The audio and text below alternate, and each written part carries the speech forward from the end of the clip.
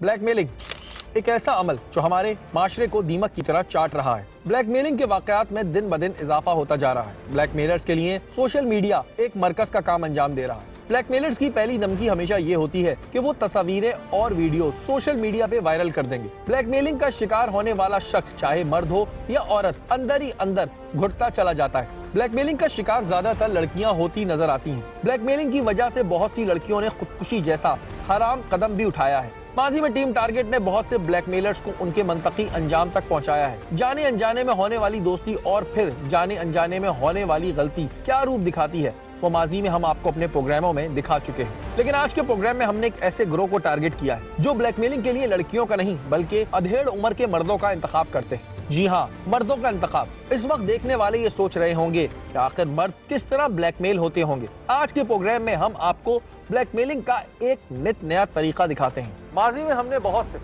Blackmailers को बेनकाब किया, लेकिन इस दफा का केस हमारे लिए कुछ नया था, क्योंकि इस बार हमारी फरियादी कोई लड़की नहीं थी बल्कि एक अधेड़ उम्र शख्स था। आखिर वो हमसे क्या कहना चाहता है। टीम टारगेट अपने दफ्तर में मौजूद थी कि हमसे एक अधेड़ उम्र शख्स ने मिलना चाहा। जब इसने हमें अपने केस के बारे में बताया तो हमें बहुत हैरानी हुई। ये शख्स ब्लैकमेलिंग का शिकार हो रहा था। इस बार शिकार करने वाला कोई मर्द नहीं बल्कि एक औरत थी। जी हाँ, एक औरत। हमने इस शख्स की बात सुनी। मसला ये है कि मैं एक पार्क में ना वॉक के लिए जाता था। तो एक दिन एक लड़की आई और उसने मेरे पास से गुजरी, उसने नंबर फेंक दिया और मेरे को इशारा भी किया कि भाई ये जो है उठा लें आप। अच्छा। मेरे से बात करें। कितने साल की थी? यंग मैन लड़की थी। अच्छा, ठीक। तो मैंने उठा लिया। मैंने नंबर से उसको जब कॉल की तो उसने मेरे साथ थोड़ी हंस के बातें वगैरह की। पार्क में एक दो दफ़ा फिर मुलाकातें होती रही। इस शख्स के मुताबिक इसकी दोस्ती एक कम उम्र लड़की से हुई थी। इसके बाद इनकी मुलाकातों का सिलसिला शुरू हो गया। एक दिन उसने मुझे अपने घर में बुलाया, मैं गया। फिर दूसरी दफ़ा भी मैं जब उसके घर गया तो उसने मेरे को जनाब इस तरह हुआ कि जैसे ही मैं घर के अंदर इंटर हुआ तो क्या देखता हूँ कि उसका शौहर और उसके दो और उसके साथी उन्होंने मुझे पकड़ लिया और उन्होंने मुझे खूब मेरी धुनाई की। थोड़े अरसे बाद इस लड़की के शौहर और उसके साथ मौजूद कुछ लोगों ने इसे ब्लैकमेल करना शुरू किया। कहानी अब तक हमारी समझ से बाहर थी। हमें ऐसा लग रहा था कि इस शख्स को इस लड़की के शौहर ने मारा है और फिर ये शख्स अपना बदला लेने के लिए हमारे पास आया है। अब उन्होंने क्या किया कि उन्होंने कहा जी आपकी जान तो जब छूट सकती है कि आप हमें पैसे देंगे। इसके मुताबिक वो 2 दफा इनकी मतलूबा रकम दे चुका था। इस बार उन्होंने 50,000 की डिमांड की। पहले तो मैंने 10,000 रुपया 10,000 रुपये करके 2 दफा इन्हें दिया। अच्छा, आप दे चुके हैं? हाँ, दे चुका। अच्छा। तो उन्होंने जनाब मजीद मेरे को पैसों का कहा है 50,000 रुपया। अपने शक को दूर करने के लिए हमने इस शख्स को उन लोगों को टेलीफोन पे राब्ता करने को कहा। पहले जब थड़के हुए थे, जब बातें कर रहे थे बस मेरे से गलती हो गई है, मुझे नहीं करना चाहिए था ऐसा, लेकिन अब क्या करूं। हाँ जी। टेलीफोन के उस जानिब से सुनने वाली गुफ्तगू के बाद हमारा शक कुछ यकीन में बदलता गया और हमने इस केस पर काम करने की ठानी। गलती तो आपकी भी अंकल है। हाँ बिल्कुल, ये मैं मानता हूँ, लेकिन चले हमसे जो हो सके हम करेंगे। इस केस का पस मंजर हम आपको तमसीलकारी के जरिए बयान करते हैं। ये शख्स एक अधेड़ उम्र शख्स था। ये अक्सर शाम के वक्त चहलकदमी के लिए पार्क जाया करता था।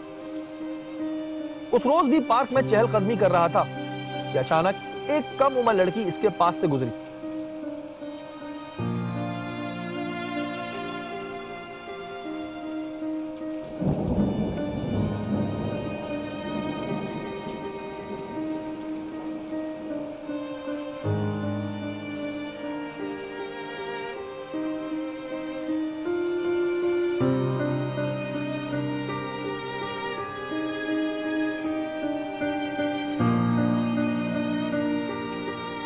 लड़की ने मुस्कुराकर एक पर्चा फेंका। इस शख्स ने भी दिलचस्पी लेते हुए इस पर्चे को उठाया। पर्चे पर एक टेलीफोन नंबर दर्ज था।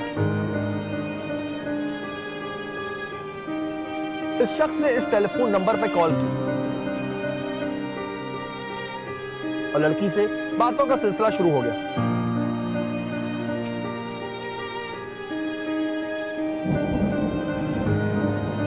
दोनों अक्सर पार्क में मिलना शुरू हो गए।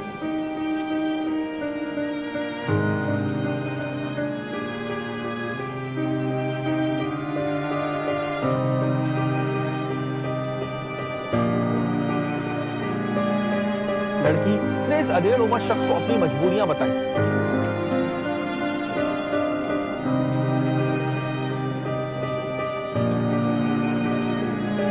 ये शख्स इसके घर भी मिलने जाने लगा।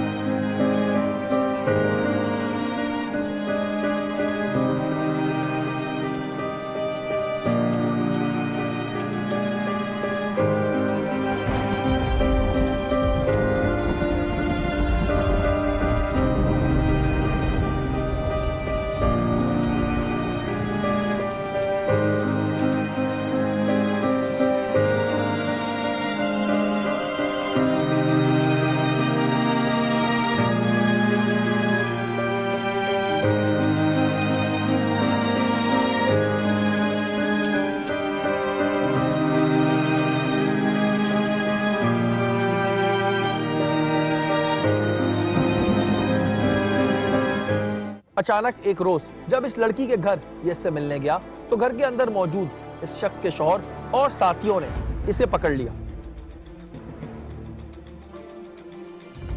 पहले इसकी मार लगाई और उसके बाद असल कहानी सामने आई।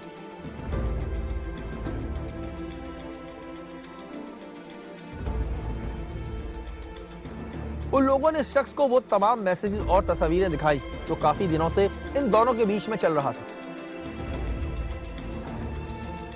उसके बाद इसके घर पर और खानदान में इन तमाम चीजों को दिखाने की बात की। यह शख्स अपनी इज्जत बचाने के लिए डर गया और इनकी मतलूबा रकम इन्हें फराम करता गया। यह था इस पूरे केस का पसे मंजर।